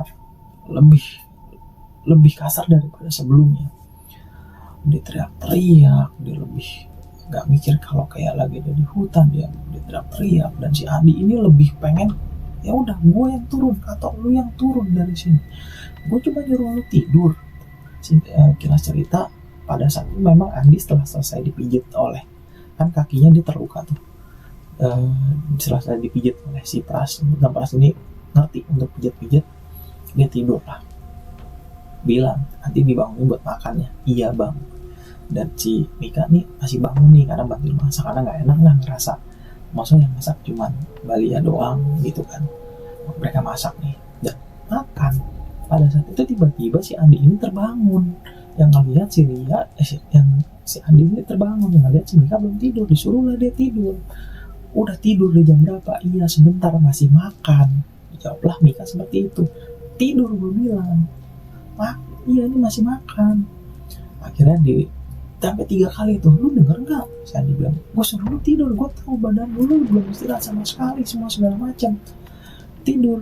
Akhirnya dibilangin lah sama si Lia atau dicolek lah, tidur aja, minum dulu, minum tidur, udah tidur ya. Akhirnya setelah tidur jadilah kejadian yang tadi, si Andi ribut sama si Mika, dia teriak-teriak, terus si Mika nangis sampai bilang, maksud kamu apa? Aku tuh cuma makan, aku nggak ngapa-ngapain, kita juga semua memang mau istirahat, kita semua kecapean. Si Mika seperti itu, saya teriak. Jadi kemudian si Andi ini makin kasar, ya udah lu apa gue yang keluar nih. Tapi anehnya dengan keributan seperti itu, si Alex dan Pras ini nggak bangun nih, yang bangun cuman dia dan suaminya Tio. Dia pun bingung, dibangunin lah tuh si Alex. Lex bangun, digoyang-goyang, woi bangun, masih bangun, dicubit lah. Akhirnya bangun ngeliat si Andi dan Mika ini lagi ribut nih. Terus dibangun, akhirnya si Lia ini juga bangunin lah si Pras bangun, Pras bangun dong, bangun lah. Begitu lihat makin teriak tuh, makin kasar, ditahan lah karena si Andi ini mau keluar tenda. Tio ingat yang suara yang bisikin dia, jangan sampai ada yang keluar tenda, karena kalau keluar tenda nanti akan dibukulin Nyai. Tapi Tio pun nggak tahu nih Nyai yang dimaksud Nyai siapa. Ditahan lah sampai Tio tuh kepancing emosi, dia bilang, lo laki apa cewek, berani ribut sama cewek gitu kan. Si Andi ini semakin kepancing deh emosinya, dan Tio memperhatikan mukanya bukan muka si Andi. Jadi si Andi ini seperti ketempelan hal lain, ketempelan makhluk yang buat dia gampang emosi. Terus mukanya tuh berbeda, mukanya agak sedikit auranya tuh gelap dan kasar, mukanya tuh seram, menyeramkan, bukan si Andi pada biasanya nih. Kemudian singkatnya, akhirnya Andi ditahan lah oleh Pras, kemudian oleh Tio ditahan oleh istrinya. Dan si Alex ini tidak sengaja nyenggol lah tangannya si Andi. antara Alex dan Andi ini ribut lah di dalam tenda, dipisahkan, kita berusaha memisahkan. Pada saat itu dipisahkanlah si Andi dan Alex ini, dipisahkan oleh Lia, oleh Pras, dan juga si Mika. Takutlah di pojok, kondisi Mika masih nangis. Alex pun berusaha mau mukul karena kan diancam gitu, lu berani sama gua gitu kan. Dan si Tio ini berusaha misahin. Pada saat berusaha misahin, sebenarnya Tio ini merasakan suatu hal yang aneh, seperti ada orang yang berdiri dari belakang tenda. Kenapa gitu? Dia melihat ada bayangan hitam itu di belakang tenda berdiri. Dan kondisi malam itu pada saat misahin, Alex ini setelah selesai dia pasrah, ya udah, bilang udah lu tidur Alex. Tio bilang seperti itu. Tio pun masa aneh, dia matiin lagi dengan dia sempat keluar ke arah belakang. Lihatlah ke arah yang bayangan itu di mana. Benar saja nggak ada bayangan seorang pun di situ. Dan juga dia pakai logika nih, bayangan itu tinggi gede, orangnya mau diri di mana? Karena di belakangnya itu tanah yang di atas itu udah pohon, nggak mungkin bayangan pohon aja nggak sampai, tapi ini bener-bener bayangan orang. Sedang kayak memperhatikan dalam tenda yang lagi ribut itu. Pada saat si Tio ini mau balik ke dalam tenda, senternya bisa arahin lagi lah ke atas, dimana jalur yang terlihat nih, jalur yang pada saat itu mereka bingung nih mau ke kanan, ke kiri, atau ke lurus nih. Di situ dia lihat di balik pohon ada satu sosok bayangan putih sedikit terlihat ngintip. Dia bilang astagfirullahaladzim. Udah, dia alihin lagi senternya, dia alihin lagi ke situ, nggak ada. Kemudian udah dibalik lagi. Dia mau, pada saat dia mau masuk tepat di arah tumpukan tas di dekat pohon samping tendanya, itu jurang ketembingan, tapi dia melihat di situ ada satu sosok wanita lagi jalan naik, padahal itu nggak ada jalur. Dan melihat berbarengan bayangan senternya, disenterin ke arah itu, dan dia lihat kok ada perempuan naik, mungkin itu jalur, muter terus turun gitu kan. Tapi setelah dilahin lagi, dibalik lagi melihat ke arah wanita itu, perempuan itu nggak ada. Kemudian dia baru itu bukan naik, seperti dia kayak terbang turun gitu, jalan turun gitu. Udah, dia masuk, dia nggak ceritalah sama yang lain. Pada saat mereka tidur, posisinya dipindah nih. Kita ngomong nih dalam tenda semuanya. Udah nih, lu jangan keluar, tanggung jawab lu sama gua, semua tanggung jawab sama gua, kita semua sini rame-rame. Lu keluar, mendingan lu berantem lah di sini. Nggak akan gua kasih.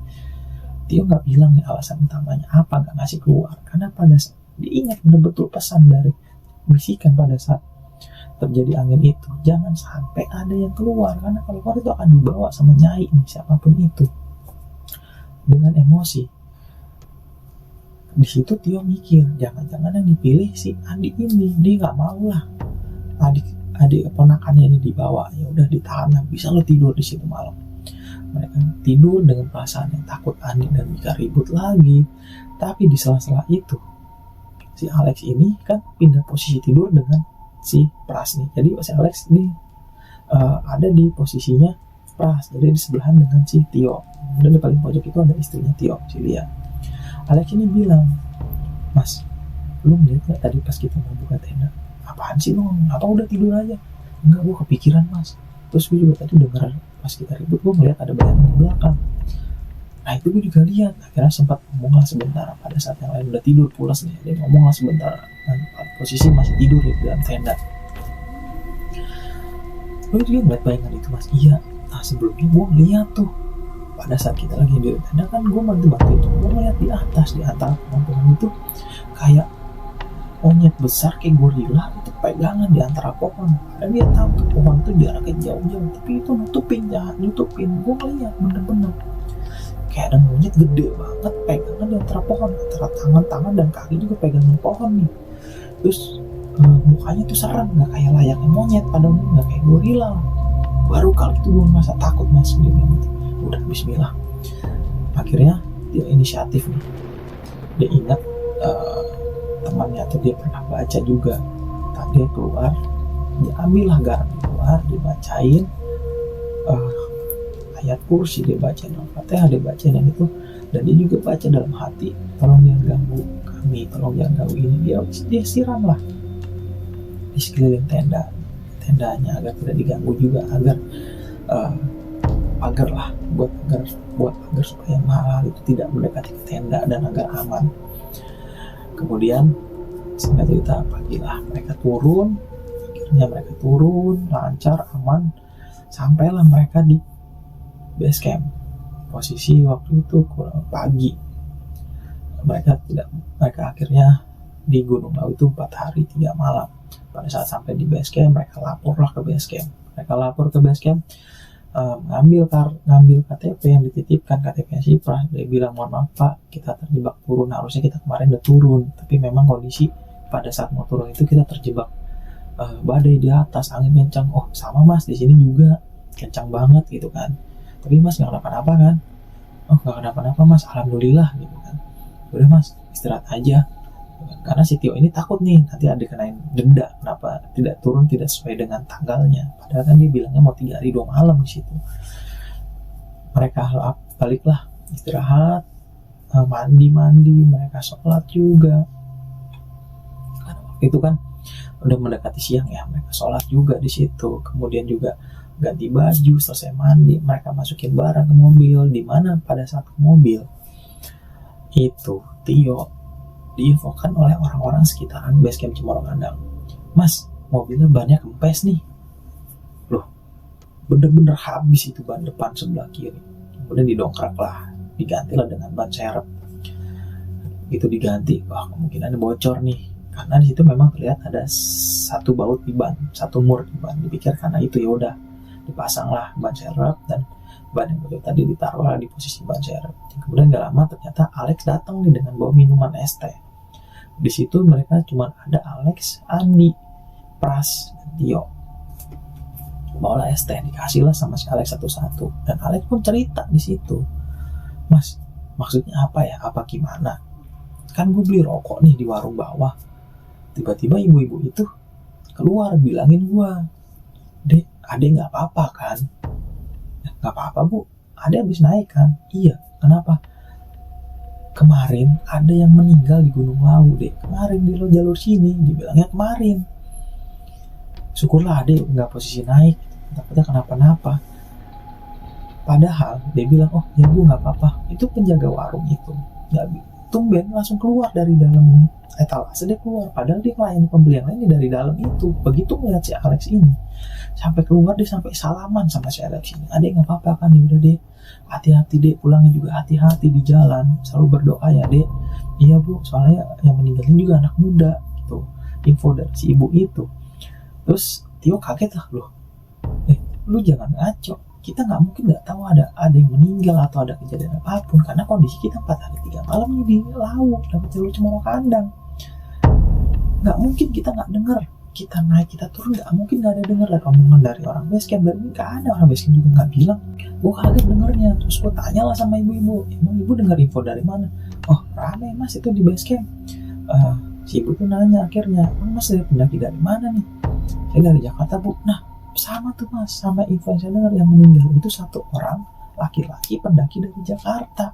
Dia meninggal karena hipotermia, ditemulah di jalur. Loh, oh ya udah, ya Bu makasih infonya, ya udah nanti saya hati-hati ya dek, disalamin lagi lah tuh si Alex.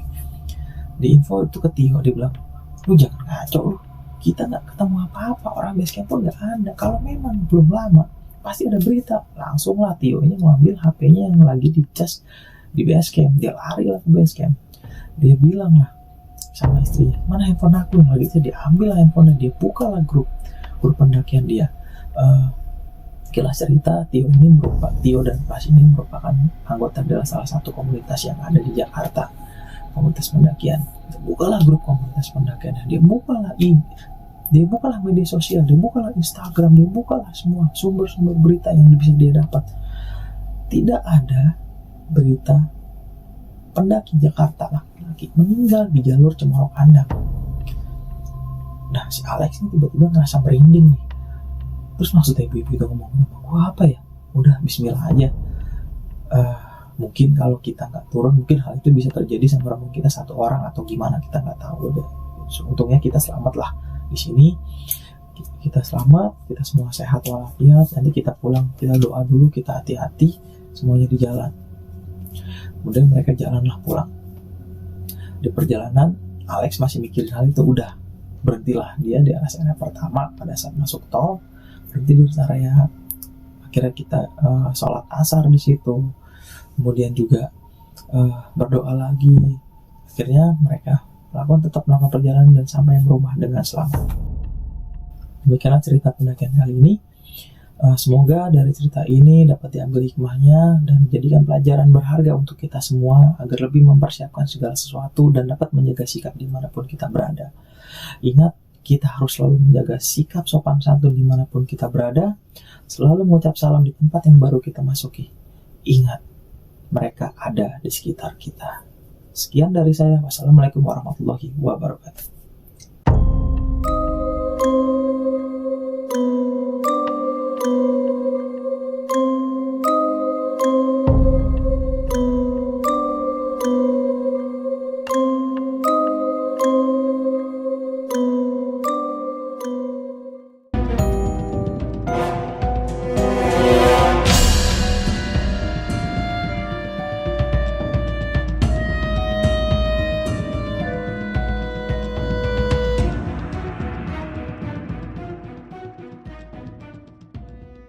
Belakangnya itu